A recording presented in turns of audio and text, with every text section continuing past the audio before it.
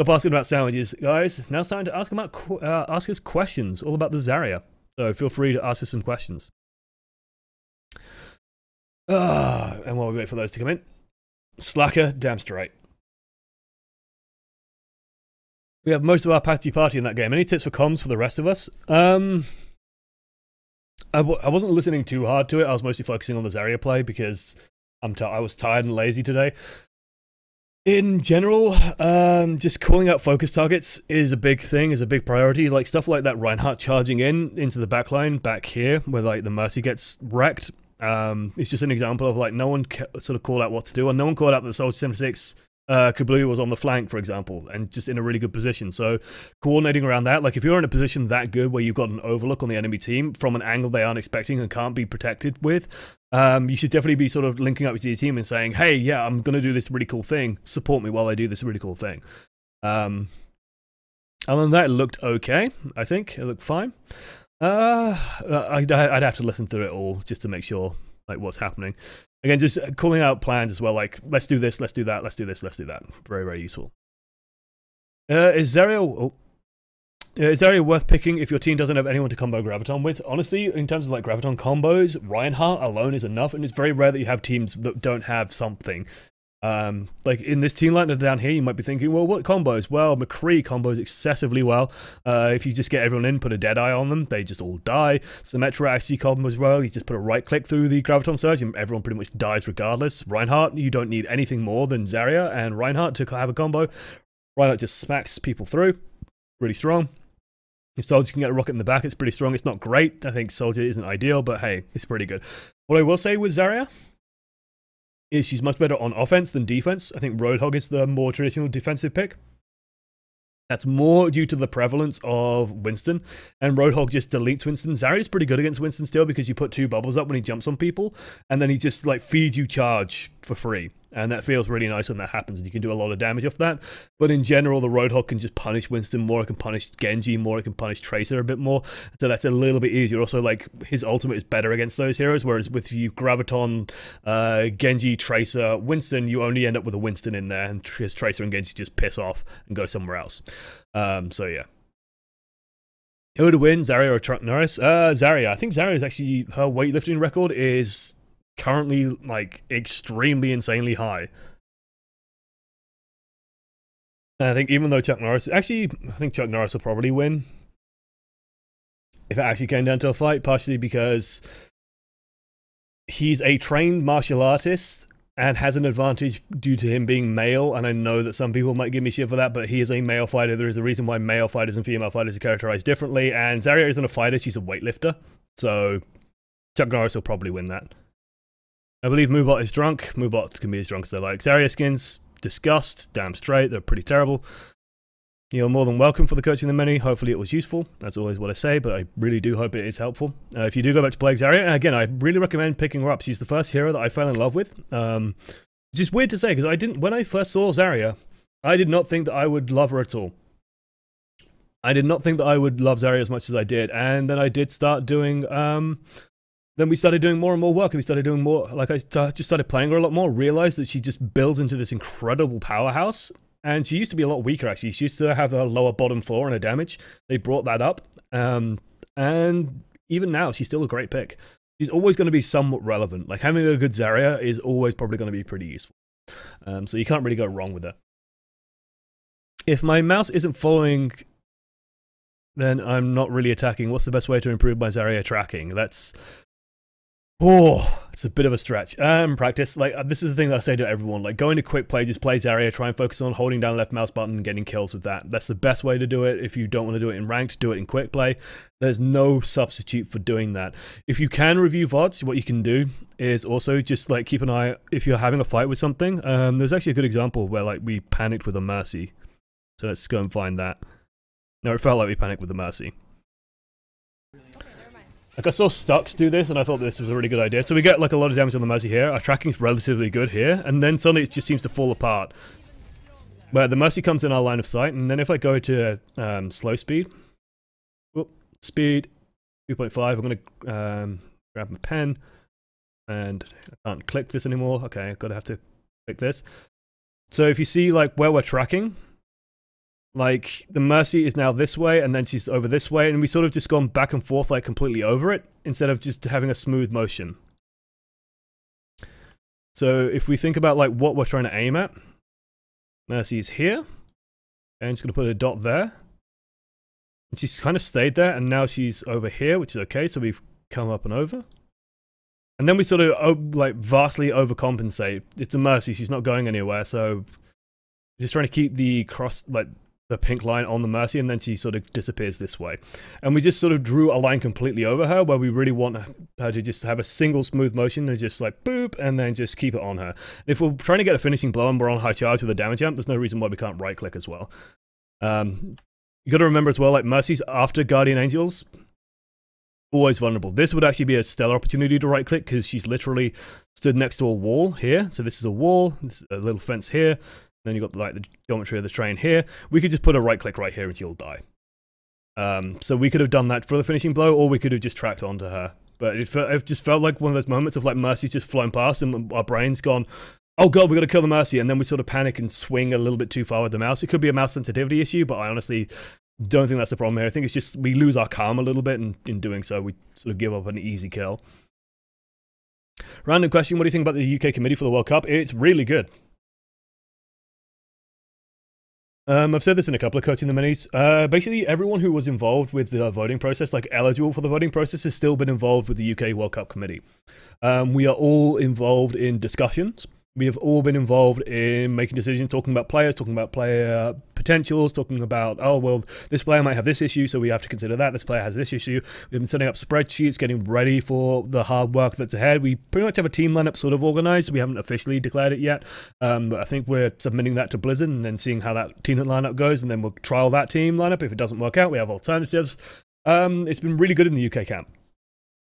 It's been very supportive. The people have been very constructive. Everyone who's been involved with it, and there's been zero hard feelings about the vote. Everyone understands, like, Stylosa is incredibly popular and should be on the, well, not should be, but will be on the committee. And honestly, Stylosa isn't a bad person to be on the committee. He's very forthright. He's very decisive and gets things done, which is very, very useful. And he's just good to play head admin and like a managerial role. We have Cruz and Nomlock giving their experience. We have Ayuki, who's been involved with the UK scene for ages. We have Not What's Good, who's coach for a team called Nerd Rage, which is a smaller UK team who's also been involved in the competitive scene. Very good with spreadsheets as well, so he'll be helping with the analysis. We have Hayes, coach for E United, getting involved as well, willing to help out with the coaching. We have all this stuff happening. We have all these people involved. It's been incredibly productive, and the UK team is looking like we should be good. We should be good. If we're not good, then we fucked up somehow, and we shouldn't be fucking up. Okay, enough about the UK committee. Can you summarize the role of Zarya? Ooh, in 200 words or less. Can I do it? Yes, I can. Zarya is an off-tank. Zarya is a bully and an off-tank. She is there to basically punish people who are overextending. She's there to save people overextending on your team and punish people overextending on theirs, somewhat like Roadhog. There's a little bit of overlap, but Roadhog's more bursty while Zarya's more consistent. Zarya also just has a better ultimate. The big thing that Zarya's looking to do is a shitload of damage. So you can just, when you get high charge, and this is why I have the 3 steps of like maintain, of charge up, maintain, and ult, because until you do charge up, you can't maintain. Until you maintain, you will probably not get an ultimate. So you've got to do those 3 steps sort of process by process. When you're doing the charge up, you're just getting barriers out there, protecting people, trying to do what damage you can, but it's not really a high priority because you got a wet noodle for a gun, so it's not too big a deal. But when you get to that maintaining stage, then we're doing a lot of damage, right? We are looking to just hurt people. We can do a lot of damage into a barrier if we get an opportunity to shoot into it. But anyone who overextends, there's no protection from Zarya. You can't deflect from it. You can't defense matrix it. You can only stop it with a barrier. You can only stop it by actually being hit by Zarya. So Zarya can do a lot of damage with that. After you do that, then you get the Graviton Surge, and then you're just looking for ways to get that grav in and just scoop up as many people as possible. We saw it quite often today in Scrim Central, the tournament, where people would just be reluctant to like fire off a Graviton Surge and pick up 2-3 people. That's not a bad thing. If you get like their supports, for example, you get their DPS before they fired off ultimates, that can be worth it. It was a very, very harrowing game to watch with Shadowed XD versus Could have been timeless. It was on Volskaya, and it was just a case of like, please just fire off this graviton surge. There's so many, like the team was so spread out that there's no way they're going to get 6. If you just get 2 or 3 and just kill them instantly, you could just win that game outright. But rather than that, they just kept holding on to it, waiting for the perfect opportunity, and it was just like, don't hold on to graviton surge for too long. Don't hold on to any ultimate for too long. If you can only get 2 or 3 people, get those 2 or 3 people, kill them immediately, then get more off the back of it. Don't just use it for one person, unless it's like a mercy, and then you might be able to get away with it, but it's still so-so. But if you can get 2, 3, 4, like 2, 3 is fine, especially if they're important targets, especially if they're critical to get rid of. If a McCree deadies, do you think it's a good idea to delay the bubble by a second or 2 so he can survive longer? You just put a bubble on him. The thing with Deadeye is it either will get a kill very quickly, or it will just zone people out. If he doesn't get a kill in like the first second or 2, it usually won't get anything. So if you just put a bubble on him so he won't walk out and get a headshot, it forces everyone to have to hide. And if they're hiding, they're not pushing the payload, so that's fine. They just put it on him pretty much immediately. What heroes work well and don't work well with Zarya? A lot of heroes work well with Zarya. I mean, Zarya is sort of there to build teamwork. This is what we call... it's the opposite of ludonarrative dissonance. It's ludonarrative harmony. Basically, where the storyline and the game sort of nicely synergize, because Zarya is meant to be there to like help the comrades, and you know, she's there to help our soldiers fight, and that's why she's fighting. She wants to be there for her people, and that's very much what she does in game. She's very good at just pairing up with anything that wants to be aggressive. She's very good at pairing up with, like, if Genji wants to dash in, you put a bubble on him, Genji can get away with doing more, he can stay in longer and do more. She's good at keeping supports alive because she can barrier them. She's good at keeping Winston alive. She's okay with a Reinhardt. I'd say that, like, she's stronger with something more aggressive, or in like a triple tank lineup, rather than just like Zarya Reinhardt is a little bit squiffy, but that's still strong on offensive, so it's okay because you probably have something else that you're strong with.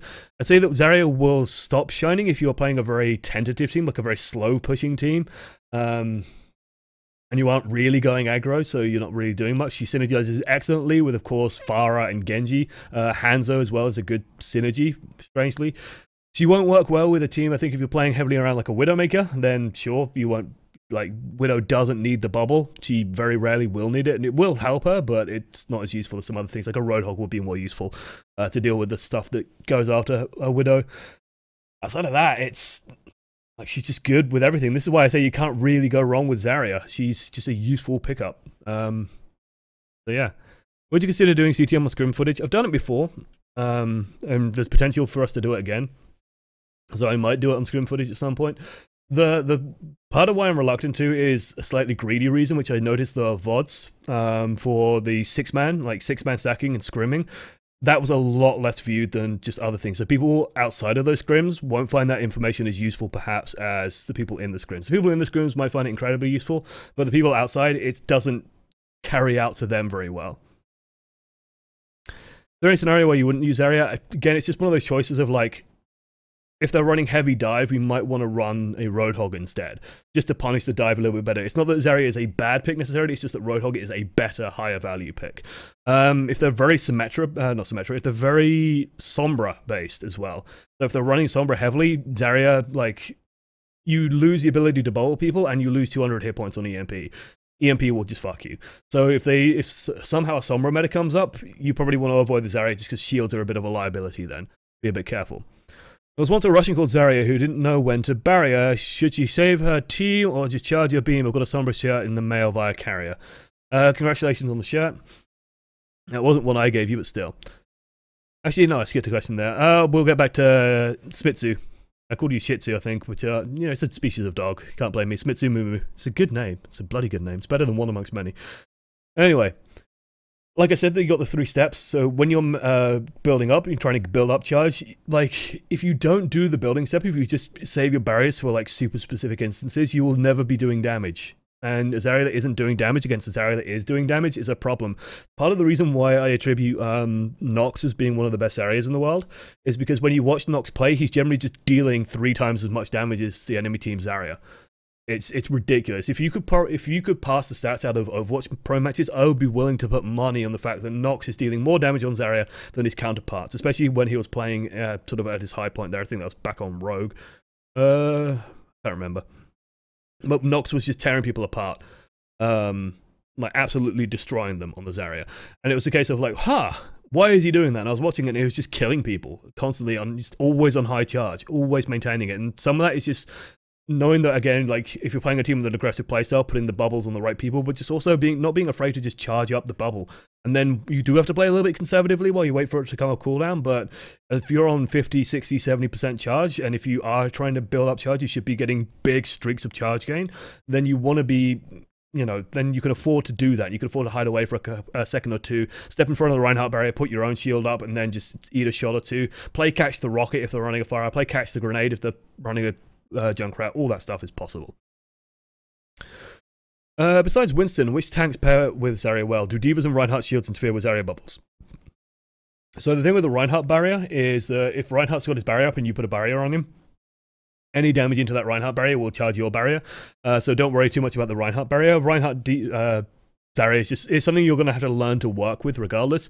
And part of the reason why Reinhardt and Zarya can pair well together is that you can protect his charge. And so if you can protect him when he charges, he's very strong. Charging Reinhardt with a Zarya bubble on him is just very strong. Diva is a little bit of an annoyance. But what you can do is you can just bubble the... Like, if she wants to dash in and you put a bubble on the mech, then you generally just end up with 40 charge instantly. The worrying thing with Diva is you've just got to be very aware of her defense matrix, and very aware that she's going to be catching a lot of the things that you will be anticipating. So if rockets are being fired at your team, Diva's probably going to catch them. Fire strikes are being fired at your team, Diva's probably going to catch them. If you are playing Diva and you've got a Zarya on your team, keep in mind that the Zarya does want to build up charge. Do not rob the Zarya blind of charge, because that can happen. And it shouldn't happen, but you're playing pub games, and so you're not going to know the Diva player necessarily, and so, yeah, you've got to play around that and anticipate that. So you want to be a little bit careful with Diva. I'd say that Diva's probably, like, the weaker out of the two, just because that happens, and that's a problem. I only just got here. Do you have any advice for when I'm trying to be a shot caller? Just have a plan for every fight. Also call when a fight is over. And if you end up making a bad call, that happens. But your team should be okay with that. And they can talk about it afterwards. Bad calls happen to everyone. But don't be afraid to make calls out of fear of making the bad one. The worst decision you can make is no decision at all quite often. So if you have a plan, like if you see... if Kablooey says, hey, I've managed to run around the complete flank of the enemy team, I'm going to go in with a visor, you should be planning your next strats around that motion, right? We should be planning what's happening next off of what Kablooey's going to be doing on that Soldier 76 when he managed to sort of get all the way around somehow. Was this point? This might be a different point. Bit of a shame that Blaze died there. There he goes. He's going around here, like, this information should be getting passed out. And especially once the Reinhardt charges out, like, what we should be doing right now as a team is coordinating around this, because this is just going to end the game. That Soldier 76 is just going to win it. And if you have a clear call on, like, fight on point, we can just focus on trying to ignore the Reinhardt. Maybe we can bubble ourselves and bubble the Mercy coming back around so that she can dash over to the point. And we could just leave this Reinhardt over here, focus on the fight on the point, and maybe get the kill off that. Or we could be bubbling Kablooey and making sure that he doesn't die to a Torbjorn turret. Like, we could be doing something around that play. Instead, everyone's just kind of panicking and we don't know what to do. That's a place where a shot caller makes a difference. Can you talk about the role of an off-tank a bit from a fundamentals point of view? What stuff is an off-tank's job? How should we best be helping the main tank squishy? So the main tank should be facing the enemy threat. So, very simply. Enemy team. Big square. Brownie face. This is the enemy team. We don't like the enemy team. They're terrible. They're shitty people. They're shitty human beings. Our team of patriots and hopefuls. This is our team. Our team is really cool. Our team's the best. Our Reinhardt as a main tank, who should be on a little hat on top, should be having his barrier in front between the enemy team and our team. Pretty simple, right? That's the main tank's job. Separate out the biggest threat. Be the wall. The off-tank's job is to be a bit more flexible. And so if the enemy team, the scallywags, the rampant scallywags, the villains, send a flanker around and go and harass our noble healers and our great supports and our beautiful people back there, then it's our job, generally as the off-tank, to peel away from the front and go and face the threat over here and deal with that and protect the healer a bit, deal with the flanker, while the main tank focuses on the main threat. The off-tank can peel away a little bit more, do a little bit more, be flexible, respond flexibly to threats. Your job is to be a lot more variable. while the main tank wants to be focused purely pretty much on what the enemy team is doing. You don't want to enter a situation where, like we had it once or twice in this game, where, for example, the Zarya was the one facing the enemy team, and the Reinhardt was turning to face the flankers, because like the Reinhardt just does that better. So why not do that better? Like if you're fighting a Genji, for example, the Zarya does that better. So why divide up the labor badly? It's slightly more obvious when it's a Roadhog, because it's kind of intuitive with Roadhog. Like, if someone is away from the enemy team and can be hooked, you just hook them and you get the kill. With Zarya, it's a little bit less intuitive, because it's like, oh, well, someone's diving on the backline. Okay, I can protect the backline. I can put a bubble on them. I can left-click the person killing them. I can keep them protected. Just, you know, be aware that your job is to be flexible a little bit as well. So if frontline, like, DPS is a big thing, if they're hammering you with a Junkrat, because the bastards like that, they're arseholes of the enemy team, just horrible people, the enemy team. If they're hammering you with a Junkrat and lots of spam damage like an Orisa, we want to be getting in front of that a little bit as well. Take some of the burden off Reinhardt's shoulders, absorb that damage, build up a charge wonderfully, put a barrier on Reinhardt. Reinhardt can drop his barrier for a second or two. Feels real good.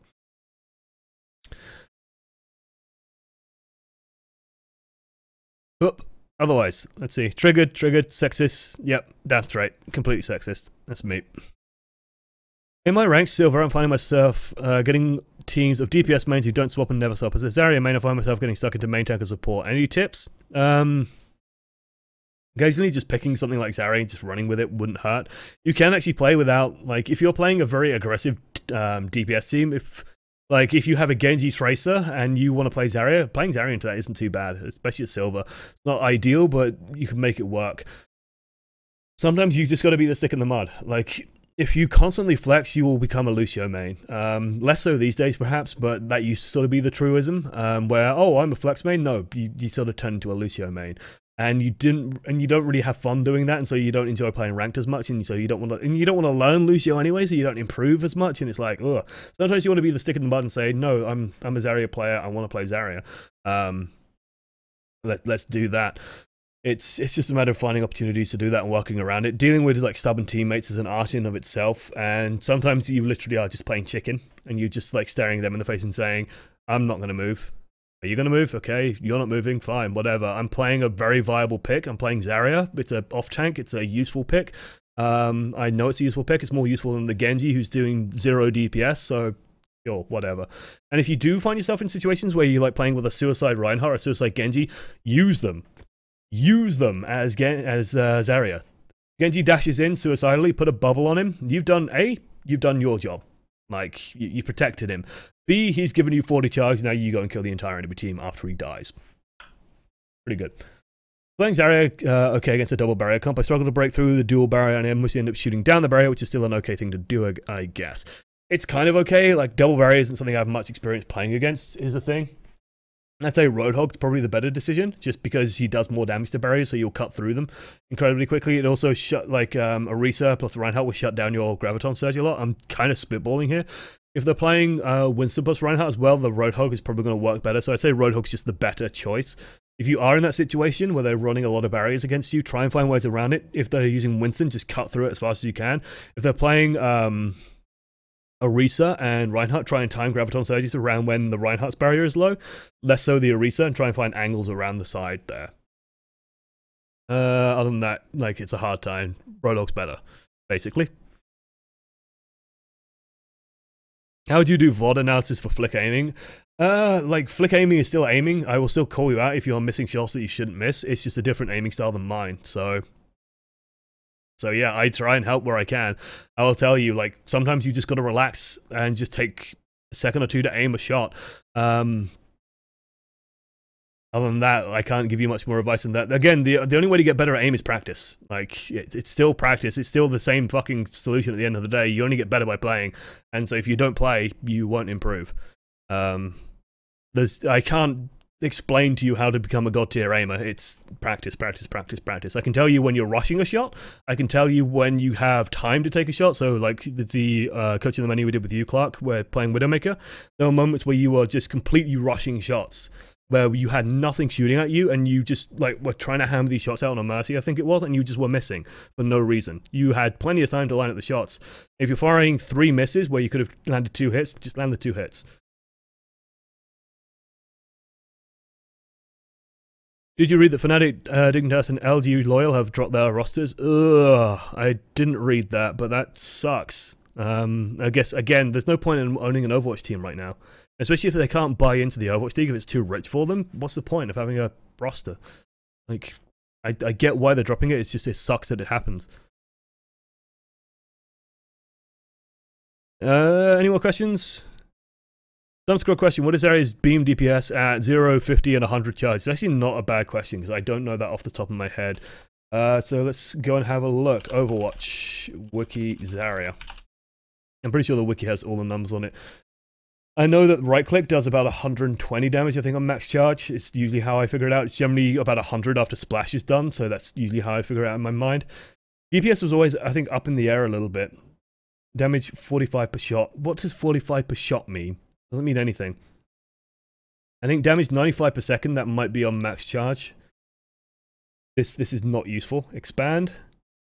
There's no context given for these numbers at all. That's not useful in the slightest. Weapons and abilities, energy, particle cannon. Does this tell me? No. It's generally about 100 DPS though. 100 DPS sounds about right for maximum charge. Low charge is just, it's garbage. And don't right click on 0. You just do nothing. You only should use that when someone's on like 2 hit points and you can't land a shot. You want to be very careful about that. Just know that on high charge, you will melt through 200 hit point targets in no time at all. Armor will fuck you up still. Armor will always be a bit of a problem, but once the target's armor is gone, you will just kill them. So fast. So fast. 100 damage is about the ballpark I have for projectiles. Especially at about 100 charge, you're looking at about 100 damage a shot. That's how I mentally arrange it. If you're playing Pharah, is Zarya a must pick? No. You don't necessarily need Graviton. Grav is just very good with it. But you can run Pharah without, like, Pharah can still get value without using the Zarya. If you watch Valkyrie play, for example, he will often play without a Zarya and kind of likes it. And, like, same with Hanzo. If you ask Mist, I know Mistronomus prefers playing it without the Zarya because he doesn't like saving dragons, which is honestly one of his biggest weaknesses in my mind, so hey. But he likes having the freedom of just being able to use his ultimate whenever he wants and doesn't have to sort of be tied to the Zarya. Don't get me wrong, Zarya is very good with Pharah, Tracer, and Hanzo. So picking her isn't a bad situation, but you can do it. Kudo's narrative dissonance? No, Ludo. Ludo narrative dissonance. Ludo narrative dissonance is when the storyline and the gameplay is at odds with each other. So, for example, Ludo narrative dissonance will be if a game is telling you everyone is... Like, this was my problem with Tom Clancy's thingy, The Division. The Division caused this for me, where, you know, it's like, oh, resources are scarce and everyone's very vulnerable and scared and you're wearing like a shirt and a sweater and you're fighting for resources and you're scavenging for basic gear and then you're shooting people and you're like shooting people with an AK-47 and you're doing no damage and no one's dying to it and it takes forever to kill stuff and it's just like, this just feels really jarring, where it's like very gritty, realistic looking shooting, but people still sponge bullets. How? That doesn't seem to make sense and it's sort of going at counterpoints in my brain. What I was talking about before was Ludo narrative harmony, which is like where you get the story and the gameplay just gelling nicely. Blizzard are very good at Ludo narrative harmony. Like Zarya is a great example where she's, you know, she's all about like her team and her squad and her soldiers is where she has the 512 tattoo. The story of like how she got the gun, for example, is she was afraid of her squad. Like she signed up for the military after leaving the Olympics and leaving weightlifting because she was worried about the Omnic threat, so she signed up to the military. Her squad was about to get killed and she ripped a gun off a truck or a jeep and just started killing Omnics with it. That's how she got the particle cannon and sort of became a hero, is this idea of I'm going to protect the people behind me and do all that stuff. And Blizzard are very good at sort of marrying themes and ideas with gameplay. Like, they're really good at it. We got distracted by esports talk, I know. I'm fine with it. I read somewhere that it's better for 6 people to follow a bad plan than 6 people following 3 different plans. Yep, generally true. You'll be able to find my flank on the VOD on the same playlist. Anyway, I think that's about it. A couple more questions. Let's do 1 or 2 more and then we'll wrap it up because we've been doing questions for about half an hour. What do you do when a Zarya starts steamrolling with max charge? How could she be stopped? You blow through a barrier. So if she's already on 100% charge, what's you killing the barrier going to do? Zarya with 100% charge has 600 hit points. That's not scary. That's not a scary number. Imagine a Roadhog who doesn't have a self-heal, and he's just running at your team. You can kill that.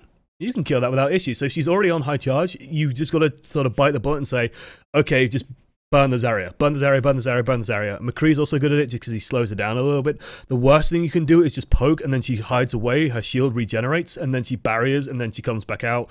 High charge, you hit her a couple of times, people stop hitting her because of the barrier, and then she just does more damage to you because she's outputting more damage than you guys are dealing, and then she goes and hides again and recharges because she's got 200 shields. She can afford to be very in, out, in, out, in, out, in, out, and poke and poke and poke and poke and poke. The 200 shields means that she will just keep regenerating, and as long as she doesn't drop under that, and she's barriering herself before she drops under that, she has a lot of room to play around with before she's actually worried about anything.